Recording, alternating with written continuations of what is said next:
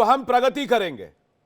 अगर हम रूढ़िवादी सोच के लोग हैं तो हम पुरानी बातों के बीच में फंसे रहेंगे, पुरानी बातों के जिक्र में फंसे रहेंगे, पुरानी जंजीरों में फंसे रहेंगे।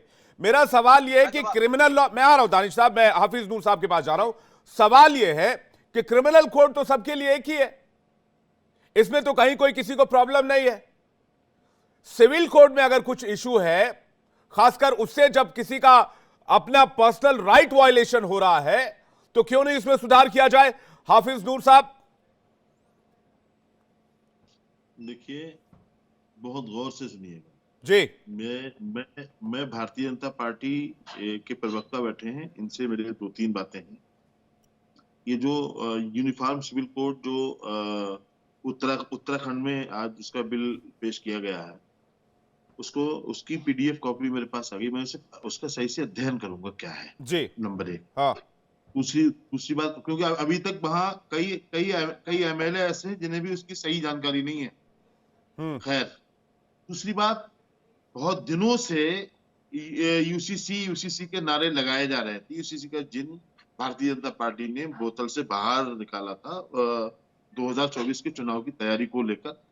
मैं पूछना चाहता हूं, आखिर इतने डरे हुए क्यों हैं भाजपा के लोग कि उन्होंने जिसको पूरे देश में लागू करने की बात कर रहे थे, वो एक सूबे में लागू करने की वजह क्या है?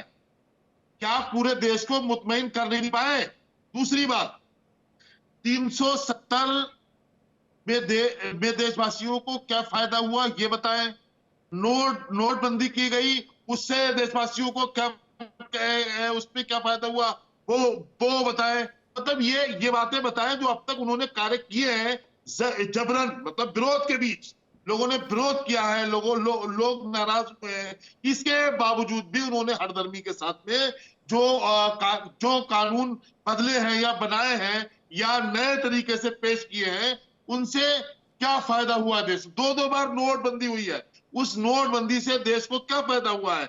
ये भारतीय जनता पार्टी के प्रवक्ता महोदय से मैं बड़े अदब से कहूंगा। नोटबंदी का नहीं, अदब से तो आप कह रहे हैं, नोटबंदी का मामला अलग है, 370 का मामला अलग है, 3 तलाक का मामला अलग है, और अब यूसीसी का मामला अलग है। देखिए, मेरा सीधा सवाल, भाजपा ने जिस तरह से आज मैं पूछ लूंगा उसे सवाल, जिस तरह से यूसीसी के लिए हो रहा है।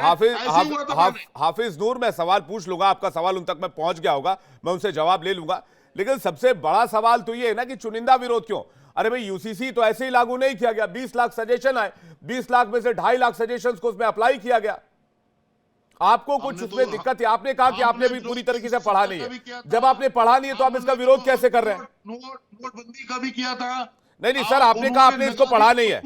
उत्तराखंड वाला सिविल कोड यूसीसी आपने पढ़ा नहीं, तो आप विरोध किस स्तर पर कर रहे हैं? रीजन क्या है विरोध का, वो बताइए हाफिज जी, खुलकर बात कीजिए। देखिए, मैं खुलकर बात करता हूं, खुलकर बात करना पसंद करता हूं, और मेरे डिबेट में तो खुलकर बात होनी चाहिए, मैं मानता भी हूं। बताइए हाफिज जी।